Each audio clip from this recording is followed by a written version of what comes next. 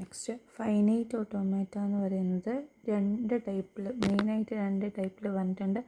ഒന്ന് deterministic finite automata and non deterministic finite automata, and third one is epsilon non-deterministic finite automata. First one ആണ് deterministic finite automata. deterministic finite automataയുടെ states വരുന്നത് Q, epsilon, delta, Q0, F.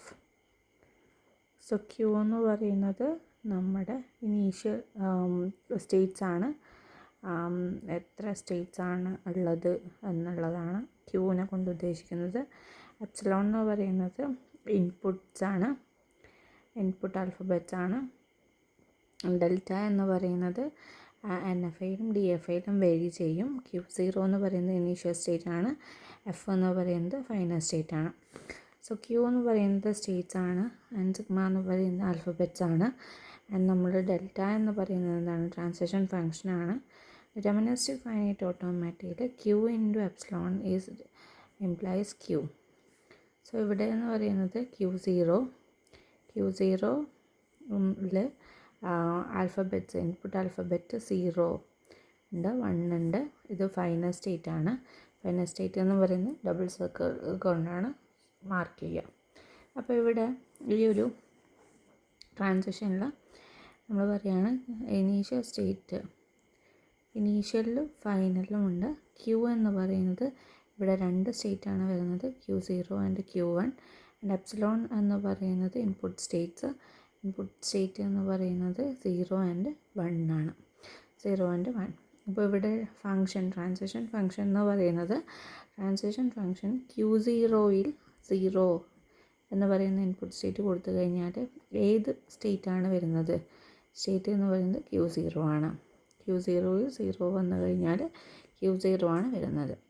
Next Q0യിൽ 1 കൊടുത്തു കഴിഞ്ഞാൽ വരുന്നത് state എന്ന് പറയുന്നത് എന്താണ്, Q1 ആണ്.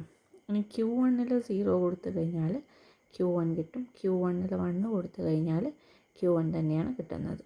അപ്പോൾ ഇതാണ് Q into sigma implies Q എന്ന് പറയുന്നത്. അപ്പോൾ ക്യൂവിനെ നമ്മൾ ഇൻപുട്ട് സ്റ്റേറ്റുമായിട്ട് ഇൻറ്റു ചെയ്ത് കഴിഞ്ഞാൽ നമുക്ക് കിട്ടുന്നത് എന്ന് പറയുന്നതാണ് ഈ ഒരു സെറ്റ് ഓഫ് സ്റ്റേറ്റ്സിൽ തന്നെയുള്ള ഔട്ട്പുട്ടായിരിക്കും കിട്ടുക. അപ്പോൾ ഒരു ക്വസ്റ്റ്യനാണ്, construct a DFA that accepts a set of 4 strings over 0, 1 of length 2. Length 2 ആയിട്ടുള്ള സെറ്റ് ഓഫ് ഇൻപുട്ട് ആൽഫബറ്റ്സ്, അതായത് sigma is equal to 0 and 1 കൊടുത്തിട്ടുണ്ട്. ലെങ്ത് 2 ആണെന്ന് പറയുന്നത് കൊണ്ട് എന്താ ഉദ്ദേശിക്കുന്നതെന്ന് വെച്ചാൽ, ലാംഗ്വേജിൽ പറയുന്നത് ലെങ്ത് 2 വരും. അതായത് 0 0 വരാം, 0 1 വരാം, 1 0 വരാം, ആൻഡ് 1 1 വരാം. അപ്പം ഇങ്ങനെയൊരു ഇത് നമ്മൾ ക്രിയേറ്റ് ചെയ്യുകയാണ്, DFA നമ്മൾ ക്രിയേറ്റ് ചെയ്യുകയാണ്, കൺസ്ട്രക്റ്റ് ചെയ്യുകയാണെന്നുണ്ടെങ്കിൽ ഫസ്റ്റ് ഒരു ഇനീഷ്യൽ സ്റ്റേറ്റ് Q0യിൽ നിന്നും 2 ഇൻപുട്ട് സ്റ്റേറ്റ് വേണം നമുക്ക് വരാൻ വേണ്ടിയിട്ട്. ലെങ്ത് 2 ആണ്, അപ്പോൾ എന്ത് വരും, Q1 വരും ആൻഡ് Q2 വരും. Q2 ആയിരിക്കും നമ്മുടെ ഔട്ട്പുട്ട് സ്റ്റേറ്റ് എന്ന് പറയുന്നത്. അപ്പോൾ 0 വന്നു കഴിഞ്ഞാൽ Q2 ഔട്ട്പുട്ട് കിട്ടും. നെക്സ്റ്റ് 0 1 കൊടുത്തു കഴിഞ്ഞാൽ ഔട്ട്പുട്ട് സ്റ്റേറ്റ് കിട്ടണം. ഇനി 1 0 കൊടുത്തു കഴിഞ്ഞാൽ ഔട്ട്പുട്ട് സ്റ്റേറ്റ് കിട്ടും, 1 1 കൊടുത്താലും ഔട്ട്പുട്ട് സ്റ്റേറ്റ് കിട്ടും. അപ്പോൾ ഇതാണെന്ത് DFA. പക്ഷേ ഇതിൽ നമ്മൾ നോക്കേണ്ട കാര്യം, ഇതിലും കൂടുതൽ വന്നു കഴിഞ്ഞാൽ, അതായത് 0 വന്നു കഴിഞ്ഞാൽ ഉള്ള കണ്ടീഷൻസ് ചെക്ക് ചെയ്യാം. അതായത് അങ്ങനെയൊരു സംഭവം നമുക്ക് വേണ്ട, ഔട്ട്പുട്ടായിട്ട് വരാൻ പാടില്ല എന്നുള്ള കണ്ടീഷൻ കൊടുക്കാൻ വേണ്ടിയിട്ടാണ് 0യിൽ നിന്നും എന്ത് ചെയ്തത്, 0യിൽ നിന്നും 0 കൊടുത്തു കഴിഞ്ഞാൽ 0 കൊടുത്തു കഴിഞ്ഞാൽ എന്ത് വരില്ല, ഔട്ട്പുട്ടായിട്ട് വരാൻ വേണ്ടി പാടില്ല എന്നുള്ള രീതിയിൽ ഒരു ഡെഡ് സ്റ്റേറ്റ് മാർക്ക് ചെയ്തത്. ഇതാണ് DFA. ഇനി വീണ്ടും നമ്മൾ Q0യിൽ നിന്നും ഈ ഒരു ഡയഗ്രം എന്താണ്, this is also correct DFA. അതായത് Q0യിൽ നിന്നും 0 0 കൊടുത്താൽ ഔട്ട്പുട്ടിലേക്ക് വരും, 0 1 കൊടുത്താലും ഔട്ട്പുട്ടിലേക്ക് വരും, 1 0 കൊടുത്താലും ഔട്ട്പുട്ടിലേക്ക് വരണം, 1 1 കൊടുത്താലും ഔട്ട്പുട്ടിലേക്ക് വരണം. പക്ഷെ 3 0 0 0 കൊടുത്തു കഴിഞ്ഞാൽ ഔട്ട്പുട്ടിലേക്ക് വരാൻ വേണ്ടി പാടില്ല എന്നുള്ളതാണ് ഇതുകൊണ്ട് ഉദ്ദേശിക്കുന്നത്. അപ്പോൾ ഇതാണ് DFA. നെക്സ്റ്റ് NFA എന്ന് പറയുന്നത് നോൺ ഡിറ്റർമിനിസ്റ്റിക് ഫൈനൈറ്റ് ഓട്ടോമാറ്റ. ഇതിലുള്ള മെയിൻ ഡിഫറൻസ് എന്ന് പറയുന്നത് നമ്മൾ പറഞ്ഞു NFAയും എന്താണ് ക്യൂസ് അപ്സലോൺ ഡെൽറ്റ Q0F ആണ്. പക്ഷേ ഇതിലെ മെയിൻ ഡിഫറൻസ് എന്ന് പറയുന്നത് ഇതിലെ ട്രാൻസിഷൻ ഫംഗ്ഷൻ എന്ന് പറയുന്നത് Q into epsilon is implies to 2 that is power set of Q ആയിരിക്കും.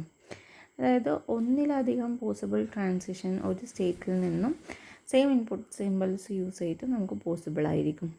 അതേപോലെ ഇവിടെ ഡെഡ് സ്റ്റേറ്റ് ഇല്ല, ബാക്ക് ട്രാക്കിങ്ങിന് വേണ്ടിയിട്ടാണ് യൂസ് ചെയ്യുന്നത്. ഒരു ക്വസ്റ്റ്യൻ പറഞ്ഞു കഴിഞ്ഞാൽ construct NFA which accepts string that ends with A and epsilon is equal to A, B. Epsilon is equal to A, B.